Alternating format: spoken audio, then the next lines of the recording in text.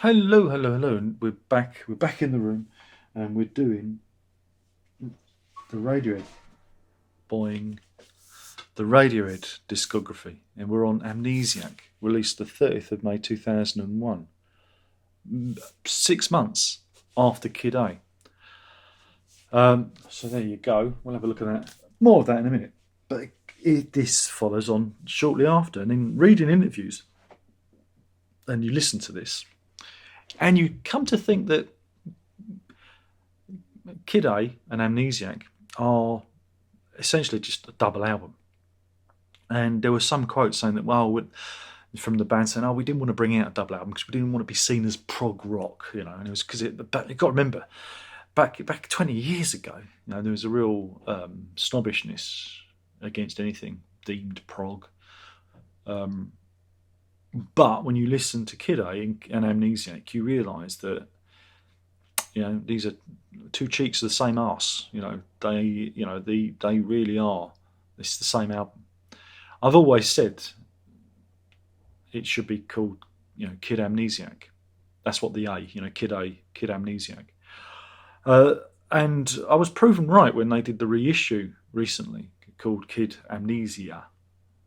Amnesia. Kid A, whatever they called it. We'll talk about that soon. But it shows that musically and thematically and structurally, the two albums are essentially the same. The material could have been spread over a double album, and this one weighs in at 43 minutes 57. Opens with Packed Like Sardines in a Crushed Tin Box, which again has that stuttering, electronica that we hear on the previous album, and you go, okay, we're doing this again. Pyramid Song I think, is again a standout track. Very good. Very good. Knives Out's another good one. But again, Knives Out sounds very much like a classic Radiohead material. But a lot of it is a little bit, I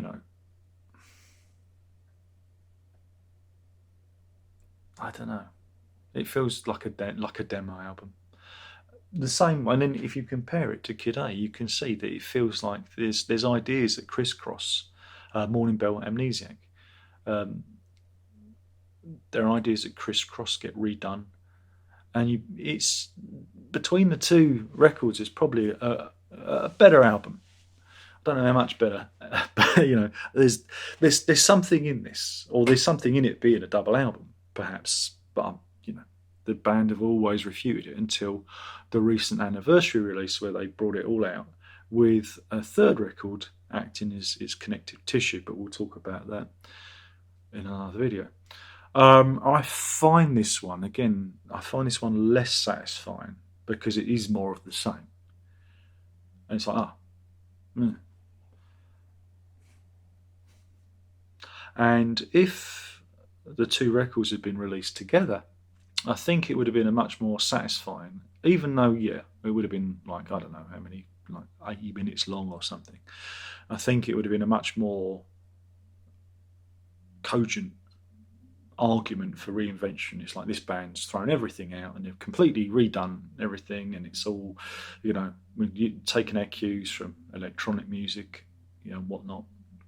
And I think doing it this way, you do feel like they ran out of ideas and they're stalling, or they just weren't brave enough and convinced of their own material to put it out as a double, or they weren't strong enough to go through both albums and make a really, really good single album. That's the other alternative. But yeah, I mean, a lot of it is pretty. I don't think it's memorable. I enjoy it, when it's on. Again, it's one of those records where you remember bits of it. It's only when it's on that you go, oh, this one, oh, that one. And I think that can be the same with a lot of Radiohead's later material, because they become almost self derivative.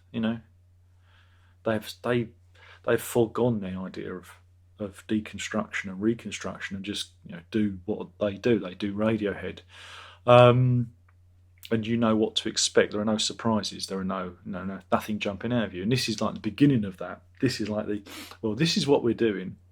We're not going to strive now. We're just going to carry on doing more of the same. I know a lot of people are going to hate me for this. As mentioned in the previous one, the Humphrey Little band turn up, and they were like a jazz band, and so you have this, traditional jazz band sound running through the tracks, one of the tracks, and it's almost like that New Orleans, death march sound that you hear in Live and Let Die. It's kind of got a death knell to it. So yeah, again at the time, I enjoyed it, but I did feel like it was somewhat lacking. I don't know what funnily enough, they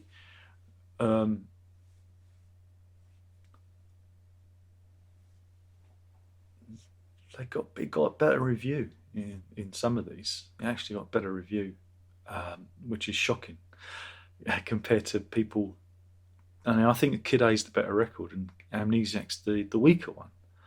I shouldn't read these. I shouldn't read these because it makes me think that maybe I've got it wrong. I might be wrong. Wait a minute, is that could be a title of a Radiohead song? Yeah, but anyway, I'm surprised at that because again, I always thought that Kid A, even though it was reviled, Amnesiac was equally, but no, they liked Amnesiac and didn't like Kid A. Maybe it's because Kid A softened them up for this record. I don't know.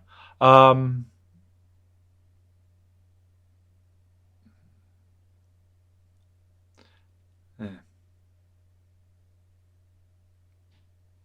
Strange one. Anyway, let's have a look at the actual. So this is a double as well.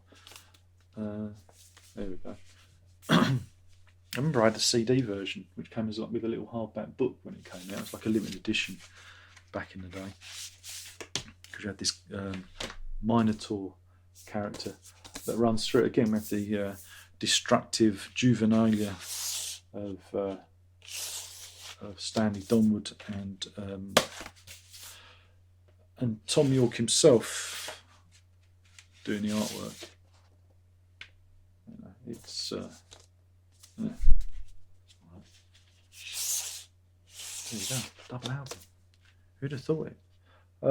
So yeah, it's a Kid A and Amnesiac are a double album. They should be listened together. But when you do that, you also hear the failings of both. Weird, isn't it? Isn't it weird?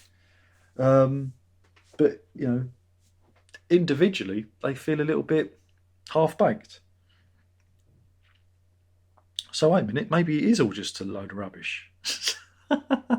Maybe I'm just talking around in circles. Maybe, again, with time and familiarity, I've cooled to this record.